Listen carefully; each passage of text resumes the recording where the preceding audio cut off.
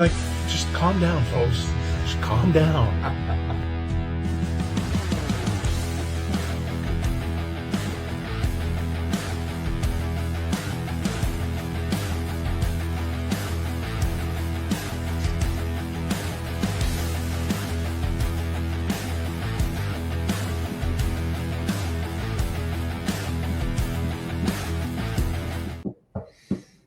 All right. Well, we knew this day was going to come this season, but this is going to be the last Best Boys Center Ice podcast Stanley Cup playoff / finals wrap up show as the Florida Panthers win their second straight Stanley Cup by beating the Edmonton Oilers tonight 5-1 and winning the series 4-2 and second year in a row. Florida's won the cup on home ice. Before we get into everything, I know Carson's going to start things off. We want to thank everybody for supporting the Best Boys Center Ice podcast all season long. In our second season, first full season, because we started halfway through last season. Yep. We're not quite halfway, a little bit less than that, a little bit more than half. December. We love to thank everybody for their constant support, our family, friends, also the support of the Refocused Radio Network with Shemaiah Reeds. He's the leader of that of us and the network, and we've been so thankful to be on his network this year, along with himself and the I Am Refocused Radio show and podcast, and Rudy Campos Jr., a really good friend of ours, for Sweep the League. Again, we're on the network. The YouTube channel is on the network. You can go back and watch all of the wrap-up shows. You can watch the podcasts from earlier this year. The podcasts are also available on Spreaker.com. But Carson, we always say that the doesn't matter who is the champion. Seeing the trophy presentation is one of the greatest things in sports. It just seems to be a lot more, I don't know, meaningful or just more traditional than. Yeah, I think it's traditional. The Super Bowl, the World Series, and the NBA championship gets presented to the owner of the team, or the Stanley Cup gets presented to the captain of the team, which is the way it should be, and they hand it around. I think the tradition of skating the Stanley Cup around is one of the best things you could ever see. The picture at the end, which was actually started by the Edmonton Oilers in the 80s. I think in 88, they were the first team to have a picture taken on ice with the whole players. But I'm going to let you go start because I'll come in afterwards. But what did you think of not only this game, because it was, all Florida, but the series and the playoffs as a whole? Yeah, well, okay. As you see on there, the Panthers win the Stanley Cup. Second, it's deja vu. Basically, same exact team they beat. Took one less game this time. The better team won. Yeah, I don't think that's a doubt. The better team won the series. The Panthers were the better team. No matter how you look at it, they were better. And pretty much every facet of the game, this series, they deserved it. Crazy to think how many guys they lost after last year's championship, and they retooled the team the right way to become a champion. If you would have told me last year that Brad Marchand and Matthew Tkachuk are winning a Stanley Cup together, I would have probably thrown up. But they did. And Brad Marchand won the Stanley Cup back in his rookie season when the Bruins beat Vancouver in 2011. And until then, he had been in the finals 2 other times besides that and lost both of them. And it's good for him to get back on the board with another cup. Mid-season acquisition, probably one of the best mid-season acquisitions by a team ever. In the history. And one of the more surprising ones, too. He was my pick to win the Conn Smythe with how well he played, but Bennett deserved it as well. Sam Bennett wins Conn Smythe. Led the postseason in goal scoring with 15. He deserved it, but Marshy was my pick just based upon how impactful he was.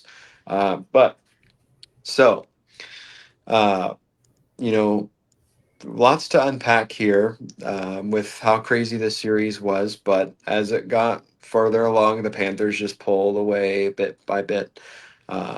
And I'm going to read a quote from one of our listeners who texted me after the game. Hopefully, my video will be off, but hopefully my audio works. So I'll let you know, or let me know if you can hear me in a second. Let's see. Can you still hear me? I can still hear you. All right. This is a quote from one of our listeners who texted me after this game. They said about Florida Panthers. Clearly, they were the stronger team. They were more organized and more focused. They were more dedicated to their well executed game plan, and they forced the Oilers to play their game, and it resulted in the Stanley Cup. And this is 100% true. Mhm. Want to thank, I'll go ahead and shout out the listener, uh, aka my mother. Mhm. She texted me after the game, and I definitely agree with all that she said there because the Panthers had such a great game plan and it worked. You know, bits of this series were very surprising. Obviously, game threes, whatever you want to call that, was not expected, and it happened. But you know, McDavid and Draisaitl, other than the beginning of the series, were shut down, and that's the big reason the Oilers didn't win. Um, you know, I'm not an Oilers fan; I'm a Penguins fan, but obviously, I watch the games because of you and other family. But I think that's a bit of a concern if you look at it that way. That if the Draisaitl and McDavid aren't playing good, the Oilers won't win. And it's Mhm. simple as that. And the other way around, the Panthers can win if their big guys aren't doing well. Barkov didn't really have much of an impact on this series, and it didn't matter. Yeah. And other guys stepped in. Marchand was the best player in this series, in my opinion, and that's the third liner. Even their fourth liner guys like Gadget um, held it down. And yeah, they deserve it. Obviously, there's going to be change for them in the offseason because Sam Bennett's going to have to resign. Who knows if he'll stay? Marchand's going to have a deal upcoming soon. I don't know what's going to happen with the Panthers, but I mean, after what they did this year, I wouldn't be surprised if they're able to retool and go back and win Mhm. again. So good for them. They deserve it. Their fan base deserves it. The Stanley Cup seems to be popular in the state of Florida nowadays, as four Yeah. of the last six champions have been from Florida, and the last six Eastern Conference champions have been from the state of Florida. Okay, so where do you go from here if you're Edmonton? Florida, obviously, not worried about that for them. They are a very good team, and they're going to be good for a while. But Edmonton, I mentioned my concerns with this, that if they lost, should McDavid go somewhere else? And I'll stick by the fact that I think that he probably should. I think the way that the Oilers are constructed, they have to have McDavid and Draisaitl doing most of the work, and that's not how you're going to win in this league. It's proven. It's proven many times. You look at the different Stanley Cup champions in the past, in the recent past, that it's not just been their number one, number two. It's been everybody. You know, the unlikely St. Louis Blues championships, all of their lines 1 through 4, defensive pairs 1 through 3, the surprising outbursts of Jordan Bennington won them that Stanley Cup. Um, the Chicago Blackhawks dynasty, I want to call them pretty close in the 2010s. Mhm. Besides Canes and Taves, had other guys like Duncan Keith, Brent Seabrook, Corey Crawford, legendary goaltender, stepping in there, and obviously helped Patrick Kane and Taves were in the primes back then and playing really well. Even the Penguin teams, I've gotten lucky to watch them win a couple times. Besides Sid and Gino, the legendary HBK line for the third line that was the best line of that whole team for those two Stanley Cup runs, but it just seems to not translate for the Oilers right now with the group they have as far as depth. Mhm. Obviously, another thing you mentioned in a group text earlier, the Oilers cannot win with mediocre goaltending, and no No. team can, and that's what they're getting right now is mediocre goaltending. Stu's not going to play in Edmonton again. I would be shocked if he Yeah. does. The Oilers need to go out and get a goaltender, a top goaltender, and that's a big problem. I mean, Sergei Bobrovsky is a top goaltender in the NHL, and that's why he's winning the Stanley Cup. Mhm. But you can't win with mediocre goaltending. You have to win with every guy contributing all they can. And guys that I thought could make a difference in this series really didn't. Evander Kane hurt the series more than he helped it. I thought he was Mhm. going to be a big, and He he, needs to go too. He needs to go too, yeah, in my he, opinion. and I'm very, I'll get touch on this for a second. You probably will too. I'm very disappointed in him for not coming out on the ice after that Mhm. game to shake hands with the Panthers. He did not come out on the ice after he was ejected in the last 2 minutes for a bad slash on Matthew Tkachuk. He didn't come out to shake their hands. I get it, you're ejected, but you're able to come out on the ice and shake the hands at the end of the game, and he didn't do it. But yeah, obviously, unfortunate streak continues for Corey Perry. 5 out of the last 6 Stanley Cup Finals he's been a part of, and he's lost all of them. But I just think the way that they go about it right now, the Oilers won't win until they like. I don't want to compare them to the Leafs, but until they change the identity of those two guys Mm-hmm. to it being the Edmonton Oilers, the team, not the McDrysidles, it's not going to work. It's just not. I mean, this league is these teams are so good that they're able to wear you down. And the Panthers figured out how to stop them, and once they figure out how to stop those two, it's not the Oilers just prove it's not possible for them right Mm-hmm. now. So, faces are going to look different next season for them. Team identity hopefully looks different. Goaltenders look different. Lovelock is still, I think, the answer for that team. He's a calm, cool, and collected spirit.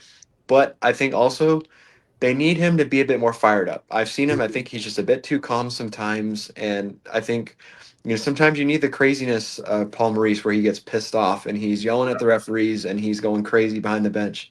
And I think Knobloch's sometimes just a bit too calm, cool, and collected.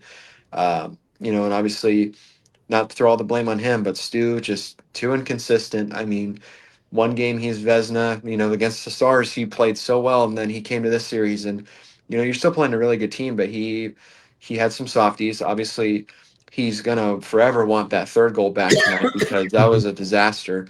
Flipping from the point, he should have caught that puck and held it, and he just Yeah. bounced it off himself and right to the last guy you probably want to give it to is Reinhardt. So yeah, I'm disappointed. I thought the Oilers could do it, and I said it this earlier on. They look worse this year than last year. This Cup team, I think they, obviously it sucks they didn't have Hyman, but even with him in it, I still don't know if that makes that big of a difference because the Oilers, just from top to bottom, in my opinion, got outmatched, outclassed in every facet of the game, and it's unfortunate. I wanted to see another game in Edmonton, but wasn't in the cards. And it's hard to go back to the finals. That's the only Mm-hmm. tough thing about it. On the Oilers side of this, as a fan, player, coach, ownership, it's hard to make the finals and at any point, but much less twice in a row. It's unprecedented. The Panthers 3 times in a row, the Oilers twice in a row. It doesn't happen that Mm-hmm. much. This is the first repeat Stanley Cup final, and I don't even know how long. I wasn't around when that happened. Well, I guess Detroit, sorry, was the last time that happened. But it's not. It's rare. It's very rare, and it's going to be a hard conference to win. And the West is a harder conference out of the two. You got teams like Dallas, even Winnipeg, that can do something. St. Louis. There's just so many good teams. Colorado. But yeah, I wanted Oilers to get it done, see McDavid hoist it, but it wasn't time, and it may not be the place for him to win. It may be the place for him to win, who knows? But there's a lot that can happen this offseason, and I think there is a bit of concern if you're an Oiler fan. But before I give it to Dad, again, like it says in the top right, I want to say thank you to everybody who's watched our show, shared our show, liked it, commented, whatever. We appreciate it. We do this for fun. Obviously, it's great to get support, but we do it because we love the game. We're passionate about the game and our teams. And it's fun to get the engagement. But we'll kind of close that out later on. But we'll get on to you now. You're the Oiler fan here. Give your thoughts on the series, the game, whatever you feel, just overall about it. Well, we'll start with it's disappointing. It's terribly disappointing. I remember this feeling in 1994 when the Oilers lost to the Islanders in their first trip to the 84. Stanley Cup in '84. That was terribly disappointing, and I was only like 11 or 12, You were a kid. something like that. And I was a kid, and I was terribly disappointed. And then the Oilers came back and they won back to back and lost one, and then they got back to back again, and they won in '90 without Gretzky in the lineup because that's after the trade happened in LA. So I got to see the 5 Stanley Cups that were won within that Yes. 7-year period, which was great. And one of the best teams of all time, by the way, for sure. That era of the Oilers. To get it done without Gretzky is impressive. Yeah, you have to think about it. It was Messier, Curry, Anderson, Kevin Lowe. Billy Ranford was the goaltender. I think Grant Fuhr I think that can be forgotten sometimes. Gretzky wasn't there. Gretzky wasn't there in '90. He was 2 years in LA, and Edmonton beat LA that year to get through into the playoffs. And then you go down the road of, you make the playoffs and then you don't do so well, and then you start not making the playoffs and rebuilding and Minnow teams. 6. Then 06 comes around out of nowhere. You're the 8th seed and you go all the way to the Stanley Cup final, Game 7 again. And then you have some lean years again. And then McDavid comes around, and then Draisaitl comes around, and team starts playing, and they get to a conference final, and they get to a couple of conference finals. They win a couple of conference finals. They get to the Stanley Cup, and then they lose the Stanley Cup. I've seen a lot of people, friends of mine on Facebook, Oiler fans that aren't friends, but you see You're them in on groups, Facebook groups. and they're just like, you know what? It was terribly disappointing, but I'm a lifer. Yeah. And I'm a lifer too. I'm a lifer. When Gretzky was traded, there was a lot of people, including a certain uncle of yours, who LA.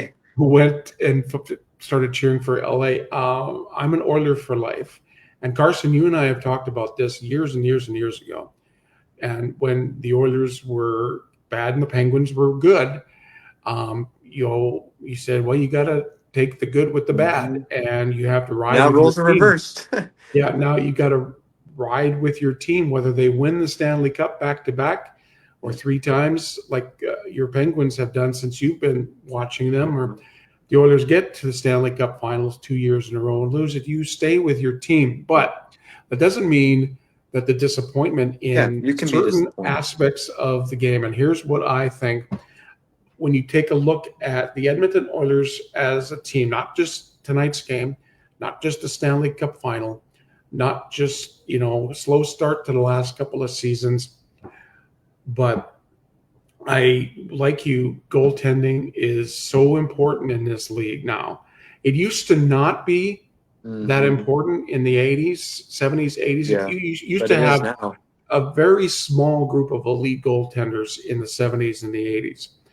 But goaltending is so important now. And for the last 2 years, between the 2 different general managers that the Oilers have had, Holland and Bowman have not done a thing about getting an elite goaltender between the pipes. Stuart Skinner should not be an Edmonton Oiler again. He has proven that he's a mediocre, like I said in our text, he's a mediocre goaltender who could be a backup somewhere and be a okay backup. Calvin Pickard, I think, is one of the better backups. He should be a backup next year for them. He should be the backup for the Oilers, but the Oilers have to do whatever they can. Yeah. Whether it's in free agency, whether it's through trades, get that elite goaltender, Ottinger type guy, Bob type guy. They missed the mark on that. Vasilevsky type guy. You're not going to get those guys, but you got to get somebody that when you put them in the pipes, you've got a decent shot of going back to the Stanley Cup and winning. Like getting back to the Stanley Cup 3 years in a row is going to be a very hard task for the Edmonton Oilers. Because like you said, just getting out of the Pacific Division, you got to deal with the Kings in Vegas. Yeah. In the Central Division, you got to deal with a Winnipeg team who probably is going to be a whole lot more focused. Dallas always is going to be there, and with the changes that they've made, Colorado, you get some young up-and-comers like St. Louis. Anaheim's going to be good in a couple of years. It's going to be harder and harder and harder to get out of the West. So with the Oilers, Florida was too much for them. Florida is definitely the elite team in the NHL. They were like the Lightning the last few years. I think that this might be the best hockey team I've seen. Yeah. Honestly, as being a fan, as much as my Penguin teams, I loved how good but this Florida team, I think, is just something else to watch. I mean, it's just incredible. I mean, the way they play, they're so responsible. You hardly see them make any mistakes. Yeah. It seems like when somebody's out of position, somebody's got their back. Like how many times I saw Seth Jones kind of maybe a bit too high up, pinching up, and then Reinhardt's right behind him, picking him up. Yeah. Like right there. You don't see that very much. So very impressive. Yeah. And so some other stuff that I've seen throughout the playoffs, throughout the last few years with the Oilers, I know Evan Bouchard is up his for a big contract, Mhm. but I don't know if the Oilers want to spend money on that. I think they need to take the money and put that towards a goaltender. They need to do whatever. Evander Kane shouldn't be back. No. He I think he. that you can ride with Ekholm Mhm. and, getting somebody else on defense. Wallman's proven to be a great fit. Yeah, He's somebody you want to keep. I think that you might. Is Bush's deal up this year or next year? Do you know? I think it's up. I think he's a free Now? agent now. I think he's a. Okay. I think he's a free agent now. I mean, you might just bite the bullet and let him go Hmm. because you can get all the point scoring from the defense, but you can get somebody that can be just pretty okay on the like I look at I know they just won, but Florida okay like Seth Jones, Gustav Forsling, they are not like okay number one offensive defensemen, but Hmm. they're good enough for what it Yeah, needs to be, and yeah. defensively they're really good. How many times have you seen this series Forsling on the ice taking the puck Mhm. back when he's out of like way gone, he still gets it. Yeah, But I agree. I think you might just eat that one up and just mhm. focus on goaltending Yeah. because you've got a great defenseman in Ekholm around there. Right. But I But agree with Evander Kane. I agree with your comment on Kane. Evander Kane's got to go. I think Corey Perry's going to come around for another year, which I think is good because I think he still is that leader presence that you need on the team. Ryan Nugent Hopkins may be on the bubble, maybe on the bubble to be if you're looking for a goaltender and you need a little trade bait. Nuge may be on the bubble. He's the oldest tenured Oiler. Now, of course, you mentioned it, and everybody's going to be talking about it. What about Connor McDavid? Connor's been in Edmonton now for 10 years. His contract is up after next season. He'll be a free agent after 25, 26. Mm-hmm. But, like much like Draisaitl, they were hoping to get him kind of wrapped up before they had to do all that. Does Connor McDavid go? I hate to say this, but I think he is going to go because unless the Oilers can do something about their goaltending, do Yeah, something about the depth. If they don't do anything he's going to in be this gone. offseason, he's going to look at that as saying, Well, well, they're not doing whatever they and can to help this team win. I'm going to go to Chicago. I'm going to go to some other team I where, told you, I think I said the other day, San Jose would be yeah, an interesting one if he some went there. other some other team who is young, still a couple of years away, but a guy like McDavid on there. And I don't want to see Connor McDavid. Don't get me wrong. I don't want to see Connor McDavid It'd be a leave. repeat of Gretz again It's be a repeat of Gretzky, but I don't want to see him go. Like you've got Leon Draisaitl wrapped up for the next 8 years. His new contract starts this year. this coming year. Um, you've got literally next year to Well, try and do no, this again not even the and whole win. year. I And mean, they're going to be obviously grieving this loss for a little Mhm. bit, probably a few days, but they're going to have to start talking about that Yeah, because if he has any inclination he wants to leave, they're going to have to start talking to other teams yeah. because you have to get something for him. You can't just lose You him for can't just nothing. let him go. And No, no. as much as the Gretzky trade was shocking, that was just about money. That wasn't about, and Gretzky he could have signed. He could have signed and stayed an Oiler for life. He was going to sign and stay an Oiler for life until he heard some stuff from at the time owner Peter Pocklington that he was on the trading block because Pocklington needed money. So that was that deal. But this is The something that if the Oilers yeah, management can't do something productive with free agency or trades to yeah, show him we're serious and get yourself an elite goaltender, get yourself a better kind of bottom six guys, yep. kind of match He, what the Florida Panthers are doing. They may be the second shocking he trade in Edmonton Oilers history. he has the right. Honestly, he has the right to go where he wants. Yep. He does. He's the best player in the world right now. There's not a doubt. He definitely has the right to choose where he wants to go play. Not a doubt. So the Oilers are in a snafu, in my opinion. So the salary cap is going to increase this year, but they kind of, I don't want to say in a panic decision, but they had to lock Draisaitl up to get a chance for keeping McDavid. Mm-hmm. And Draisaitl got a lot of money. Uh, he's definitely a good player. I honestly feel like 14 million was a bit of an overpay, but that's just my opinion. Now, I mentioned it. This is going to have a big implication on it. Mitch Marner is going to sign this offseason somewhere Mm-hmm. else, and not in Toronto. It's already been confirmed. Nowhere, you don't know where he's going to go, but if he gets Draisaitl's worth or more, McDavid's definitely going to be getting Yeah. 17, 18 million.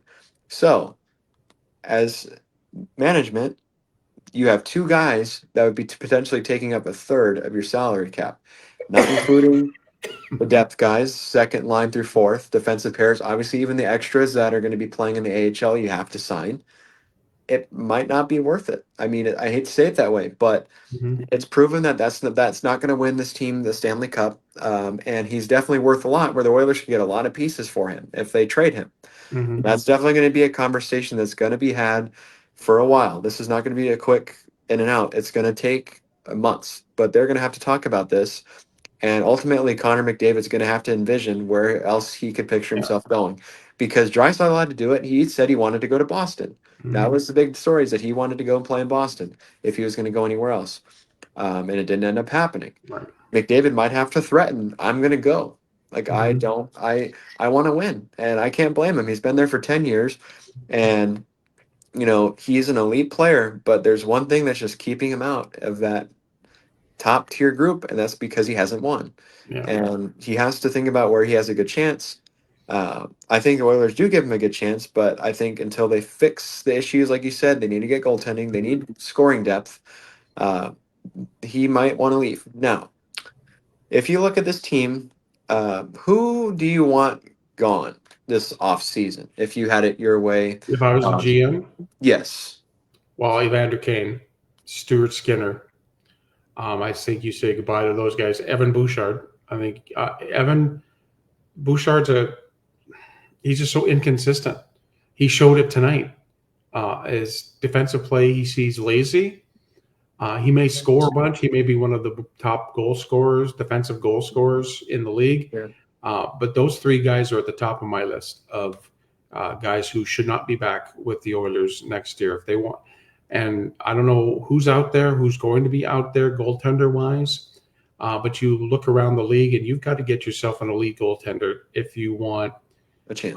a chance. And to prove that to Connor McDavid that we are going to do something to shore the team up, because this is 2 years in a row now that they've stuck with Stu Skinner, and he is just not that guy.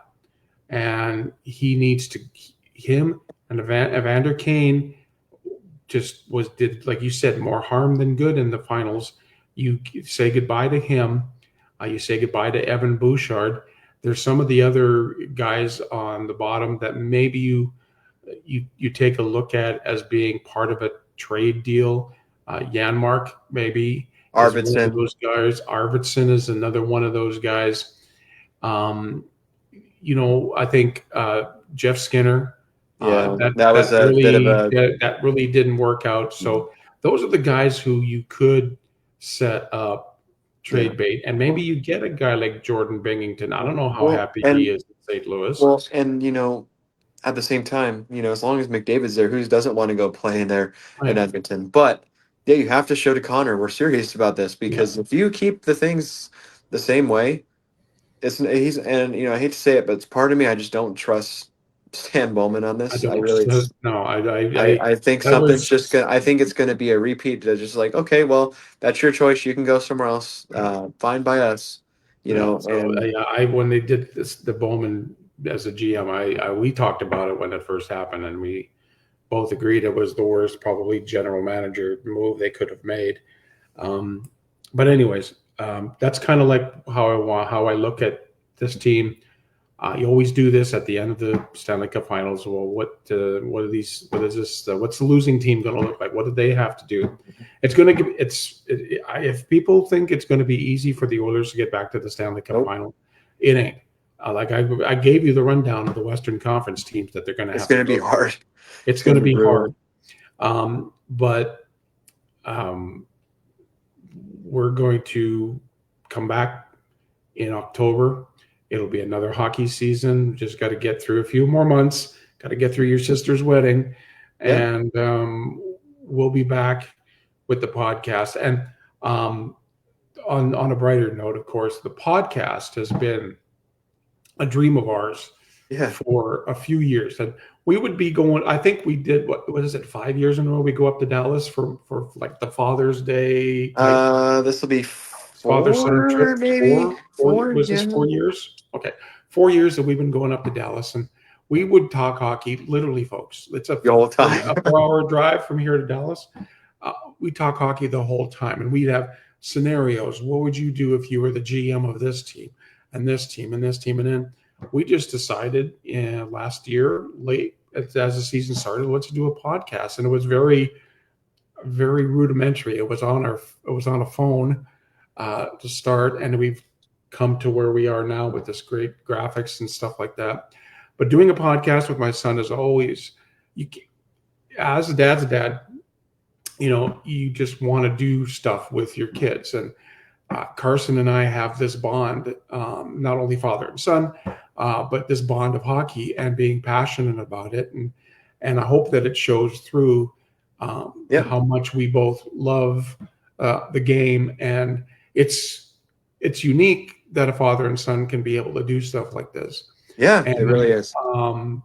it's now, you look at Stanley Cup Finals are over. We're going to be off really till We'll probably do something in September for free agency because that's going to pick up. We'll preview the season and all that kind of stuff. Nice. But I want to thank you for making, because it's like I'm proud, because I've said it for years. You're the best hockey analyst that I've heard, and I've heard the best television, radio.